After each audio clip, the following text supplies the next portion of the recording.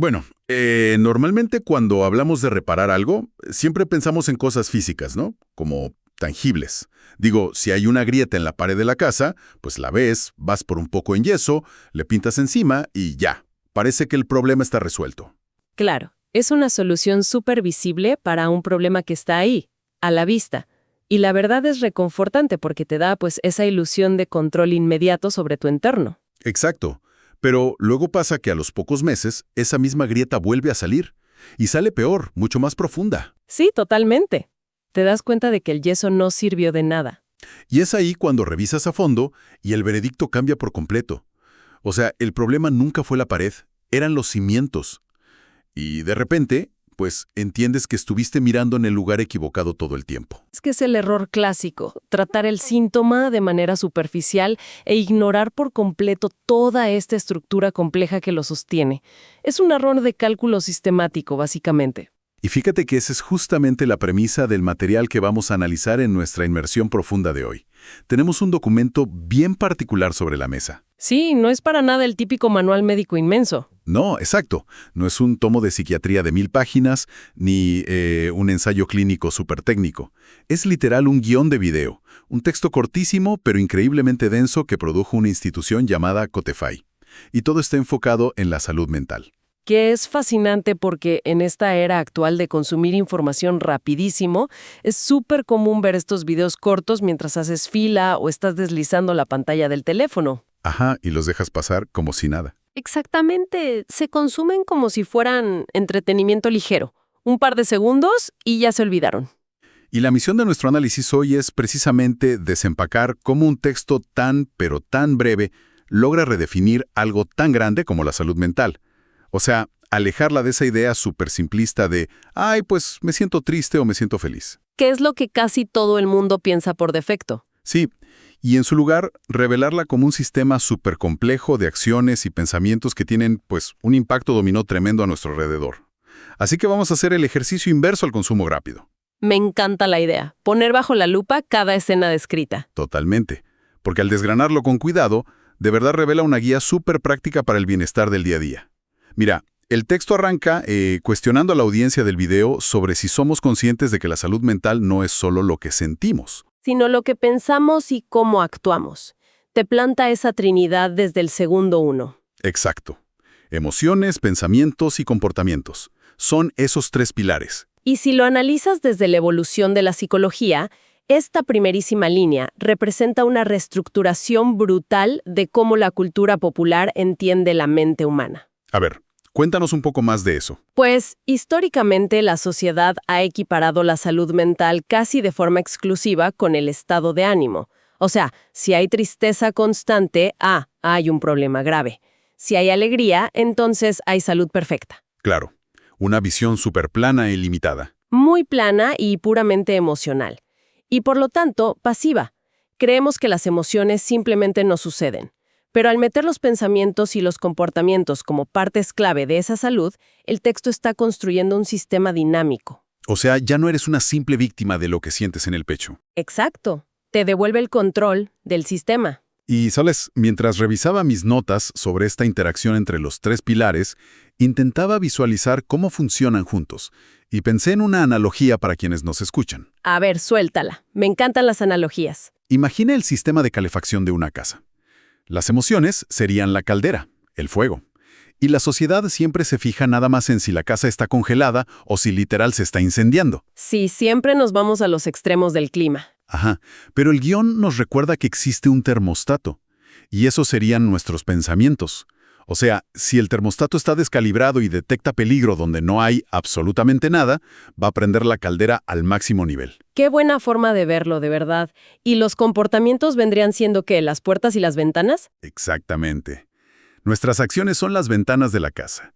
Si las abres de golpe en pleno invierno o las cierras todas en el verano más caluroso, pues todo colapsa. Claro, porque no puedes apagar el fuego directamente metiendo las manos desnudas a la caldera. No, te quemas vivo.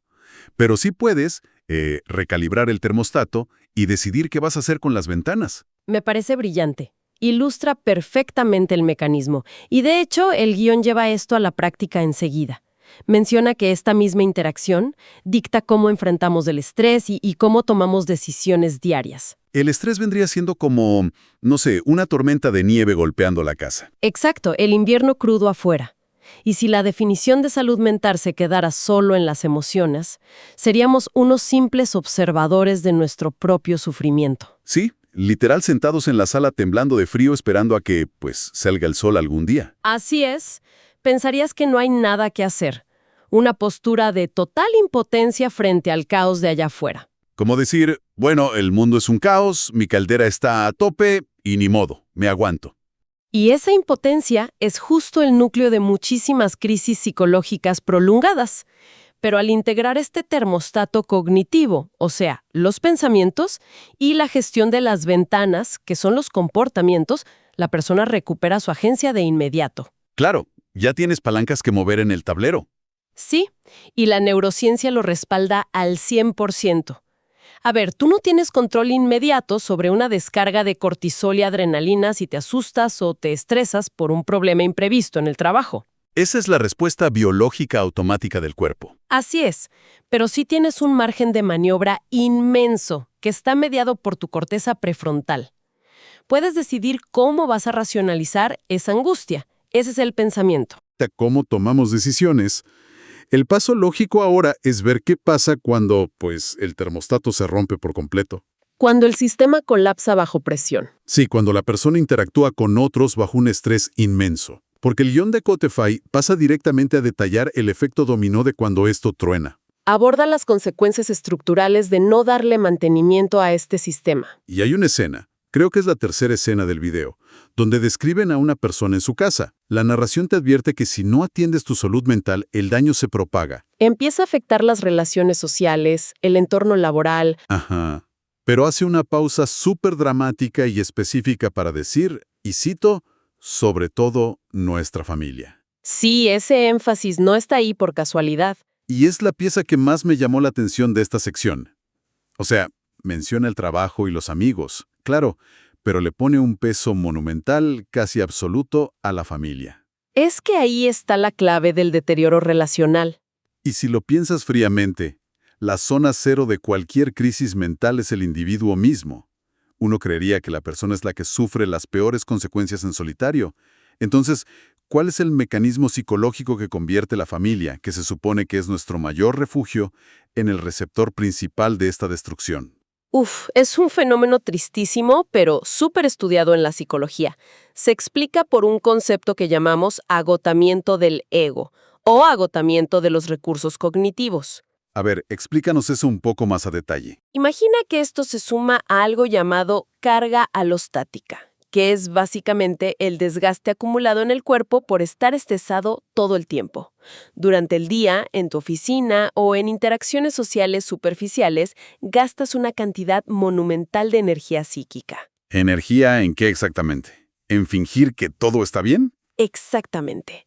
En lo que llamamos enmascaramiento cognitivo. Ah, el típico esfuerzo sobrehumano de estar sonriendo en la junta de trabajo mientras por dentro tienes, literal, un ataque de pánico formándose. Así tal cual. Mantienes tu fachada de empleado funcional y operativo. Pero mantener esa fachada requiere que la corteza prefrontal, que regula tus emociones, funcione como un freno de mano puesto a tope. ¿Frenando qué parte? Frenando a la amígdala, que es nuestro centro primario de reactividad, de miedo, de ira pura. Wow, o sea, ¿vas por la vida frenando con todo tu peso? Sí, pero esa energía regulatoria no es infinita. Las pastillas de ese freno mental se van gastando con el paso de las horas. Entonces, ¿qué pasa cuando la persona por fin llega a su casa por la noche? Pues llega sin frenos en absoluto. Literal. Llega a un entorno que su cerebro percibe, de forma subconsciente, como seguro. Sabe que ahí las consecuencias sociales de un exabrupto son mucho menores que de si le grita a su jefe en la oficina. Claro, no te van a despedir de tu familia así de fácil. Exacto. Entonces el enmascaramiento se detiene de golpe. El freno se suelta por completo. O sea que el espacio seguro de la casa es justamente lo que lo convierte en la zona de detonación. ¡Qué fuerte! Muy fuerte. Tu cerebro sabe que estás a salvo. Entonces toda esa irritabilidad, esa apatía y las respuestas desproporcionadas generadas por el estrés caen sin ningún filtro. Y le caen encima a la pareja, a los hijos o a los padres. en unas especies de esponjas involuntarias de todo tu choque emocional. Es una paradoja bien trágica, la verdad.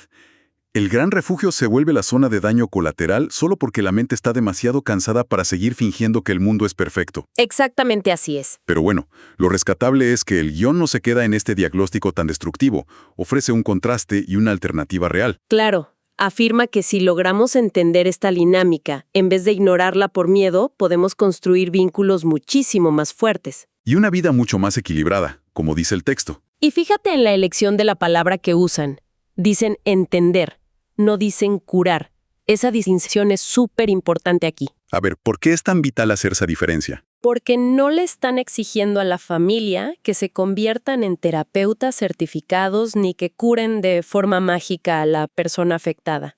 El simple hecho de entender altera toda la arquitectura de la relación.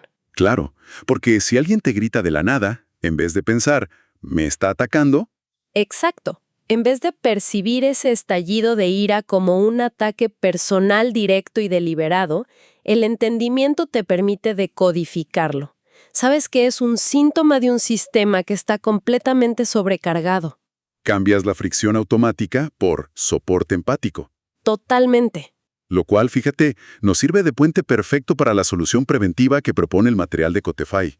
Porque después de establecer estas repercusiones tan graves en la familia, el video transita hacia lo que parece ser el escudo contra este colapso. Sí, presentan la frase central de prevención en la pantalla. Dicen, literal como un mantra, informarse es cuidarse. Y argumentan que tener conocimiento no solo te beneficia a ti a nivel personal, sino que es la herramienta clave para apoyar a quienes más amas. Es la primera línea de defensa, básicamente. El conocimiento como escudo. A ver, pero aquí yo quiero hacer una pausa y empujar un poquito en contra de esto. Adelante, me parece un ejercicio excelente. Porque la frase informarse es cuidarse suena divina para, no sé, imprimirla en un cartel en un hospital o hacer una campaña publicitaria. Sí, suena muy pulida, muy limpia. Ajá, pero en la práctica cotidiana, en el mundo real, leerte un artículo corto en Internet sobre la ansiedad no te apaga una crisis nerviosa por arte de magia. Claro que no, sería absurdo pensar eso. O saber la definición de diccionario de la depresión clínica no va a hacer que tu familiar mágicamente se levante de la cama esa mañana. No estamos simplificando demasiado un problema médico súper profundo al sugerir que ver un video corto equivale a un cuidado real. Es un escepticismo absolutamente necesario. Tienes toda la razón en dudar. Si reducimos la idea de informarse a simplemente memorizar datos estáticos como una enciclopedia, la premisa se cae a pedazos por completo. Exacto, porque saber de química cerebral alterada no te arregla la química cerebral por sí sola. Por sí sola no. Sin embargo, dentro del contexto de la psicología clínica, la información cumple una función neurológica bien específica y poderosa que llamamos reevaluación cognitiva. Ah, ok. ¿Y eso qué es exactamente? Significa que la psicoeducación no es un dato muerto o pasivo que guardas en la memoria. Es un habilitador. Es como ponerte unos lentes nuevos para interpretar la realidad y así interrumpir los ciclos de daño relacional. A ver, aterriza eso. Ponme un ejemplo de cómo funciona esa reevaluación cognitiva en una situación real en casa. Piensa en el sesgo de atribución fundamental. Es un error cognitivo súper común que todos cometemos, donde creemos que si alguien tiene un comportamiento negativo es por un defecto terrible de su carácter, y no por sus circunstancias. Ah, ya. Si alguien me contesta mal en el tráfico, pienso, ¿es un grosero egoísta? En vez de, seguro tuvo un día terrible en el trabajo. Exactamente. Entonces, si un ser querido de pronto se aísla, deja de hablarte o te responde con mucha hostilidad, un cerebro desinformado va a percibir una amenaza social directa.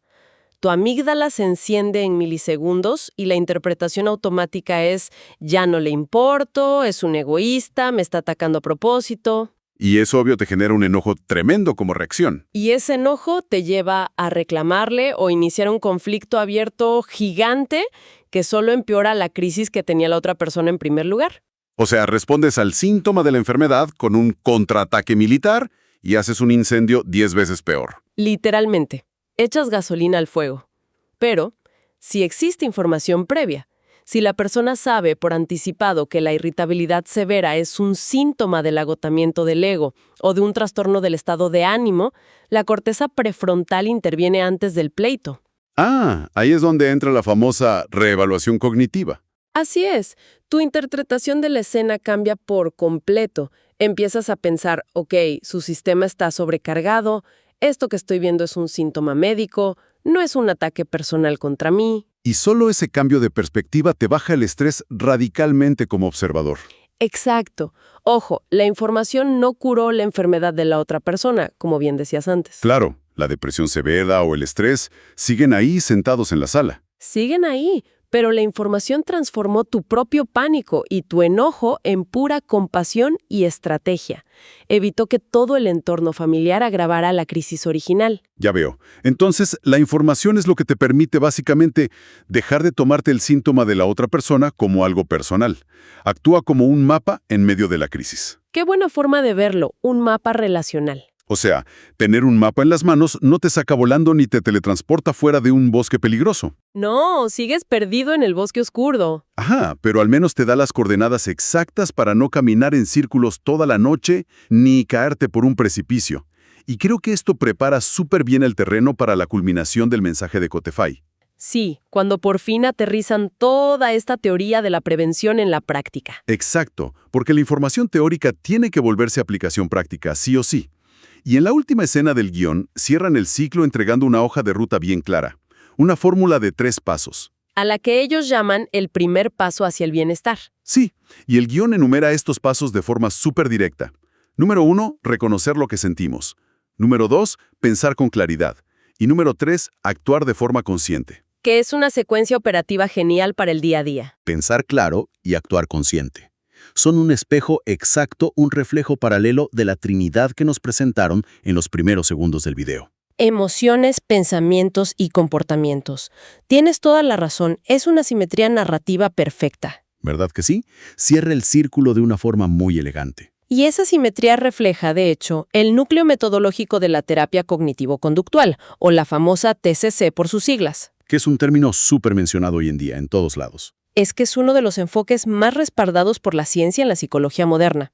Y se basa justo en la misma premisa. No podemos cambiar de forma directa o mágica cómo nos sentimos, pero sí podemos intervenir en cómo pensamos y qué decidimos hacer. Y eso, de rebote, eventualmente modificará la emoción original. Correcto. Es actuar sobre el entorno de la emoción. Para quienes nos escuchan y quizá no ubican bien los detalles clínicos de esta terapia, ¿cómo se ven estos 3 pasos aplicados a la realidad de, no sé, un martes por la mañana antes de tener que ir a trabajar? Mira, supongamos que te despiertas con un malestar emocional profundo.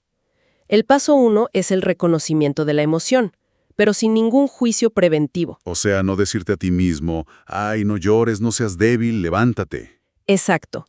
En vez de reprimir el miedo o la ansiedad, simplemente le pones una etiqueta neutral. Estoy experimentando ansiedad severa ahora mismo. Punto.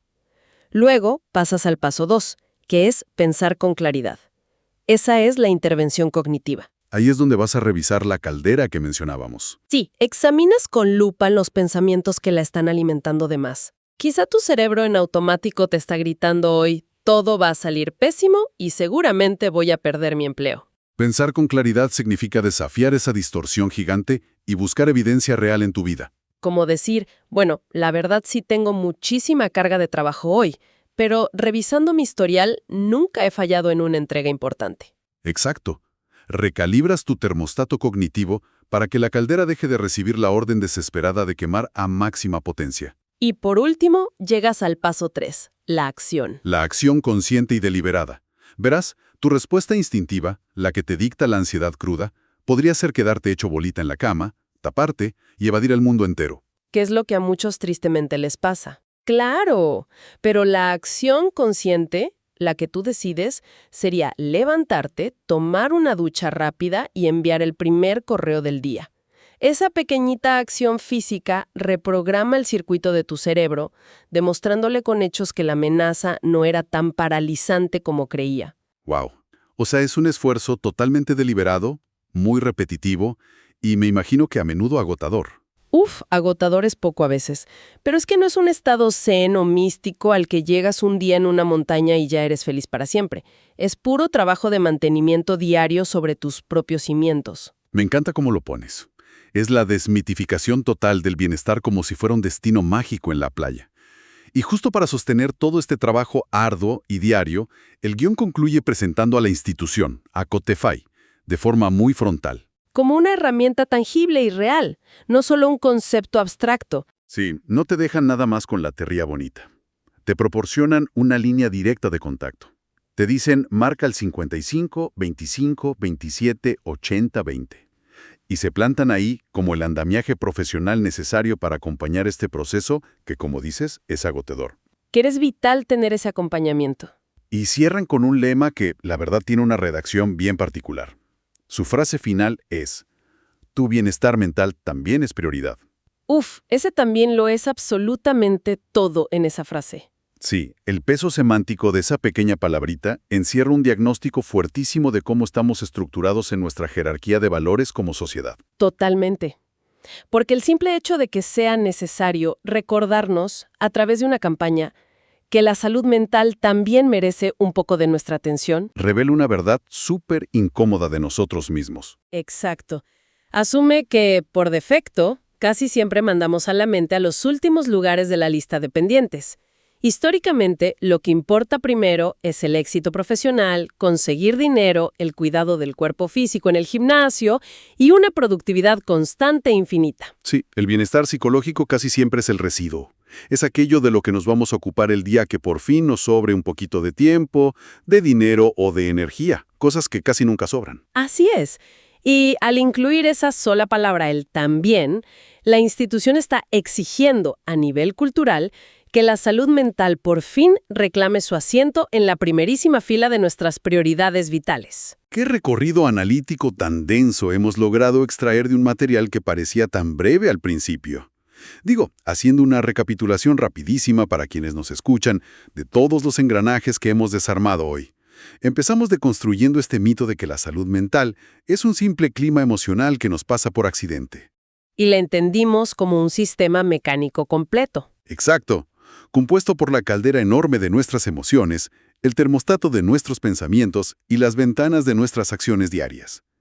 Luego exploramos cómo el agotamiento de nuestros frenos cognitivos convierte, tristemente, a nuestros hogares en el blanco involuntario de todo el estrés acumulado. El daño colateral a quienes más amamos. Así es. Después cuestionamos la supuesta pasividad de adquirir conocimiento y descubrimos que, en realidad, la información actúa como un escudo increíble que previene nuestros sesgos y fomenta la compasión en las crisis familiares. Te da las coordenadas para no perderte. Y finalmente, vimos cómo el reconocimiento, la claridad mental y la acción deliberada forman esta ruta terapéutica firme que instituciones como Cotefai buscan facilitar. Nos proporciona, la verdad, un mapa súper detallado, no solo para el autocuidado personal, sino para lo que yo llamaría supervivencia relacional. La estructura que sostiene el bienestar está ahí y es visible si sabemos exactamente dónde mirar. Y bueno, como es costumbre en cada una de nuestras inversiones profundas, siempre nos gusta dejar sobre la mesa una última pieza del rompecabezas para continuar la exploración mental. A partir de toda esta arquitectura psicológica inmensa que hemos examinado, ¿cuál es ese dilema que subyace y que amerita una reflexión mucho más prolongada? Pues mira, existe una paradoja estructural bien profunda que todo este sistema saca a la luz. A ver, ¿te escuchamos? Basándonos en la mecánica que discutimos hoy, sabemos que la recuperación emocional es un esfuerzo sumamente activo. Sabemos que dar el primer gran paso requiere, como dijimos, pensar con claridad y actuar de forma consciente, ya sea para aplicar una técnica de regulación en tu casa o tomar la grandísima decisión activa de marcar a una línea de ayuda profesional. Sí, usar la función ejecutiva de tu cerebro para salvarte. Exacto. Se requiere función ejecutiva intacta. Pero el gran dilema clínico radica en lo siguiente. ¿Qué sucede cuando la naturaleza misma de tu deterioro mental ataca de manera específica a tu corteza prefrontal? Claro, la zona de las decisiones. ¿Qué pasa cuando una depresión clínica severa o un colapso total por estrés crónico paralizan justamente tu capacidad de actuar y oscurecen por completo el termostato de tus pensamientos? Es como cuando la enfermedad inutiliza las herramientas exactas que se necesitan para pedir ayuda médica. Es un bloqueo sistémico gravísimo. Si el síntoma principal de la crisis es lo que llamamos abulia, que es la incapacidad absoluta y patológica de iniciar una acción consciente, entonces la distancia entre necesitar desesperadamente un salvavidas y tener la energía cognitiva para extender la mano y tomarlo, se vuelve un abismo intransitable. Un abismo gigante. Y reflexionar seriamente sobre cómo la sociedad y cómo nosotros, actuando como red de apoyo, podemos llegar a cruzar ese puente para alcanzar a quien ya no tiene ni siquiera las fuerzas para pedir el rescate. Creo que es el verdadero desafío final de la empatía humana. Totalmente. Es una reflexión profundamente retadora que de verdad te cambia por completo los lentes con los que miras a quienes están atrapados en el silencio de una crisis. Es darnos cuenta de que a veces sentarnos a esperar a que el otro dé el famoso primer paso es básicamente pedirle que corra un maratón completo cuando tiene las dos piernas fracturadas. Exactamente. No podrían aunque quisieran. Qué cierre tan poderoso. Te agradezco inmensamente de verdad este nivel de análisis y tu claridad para desarmar conceptos tan complejos y hacerlos tangibles. Un placer enorme, como siempre, acompañar este espacio y desenredar estas ideas. Y a quienes nos acompañan al otro lado, la invitación queda súper abierta a seguir cuestionando los cimientos de la información que consumimos a diario, y sobre todo a mirar con lentes muy nuevos las pequeñas grietas que puedan aparecer en nuestro propio entorno. Nos encontraremos en la próxima Inversión Profunda.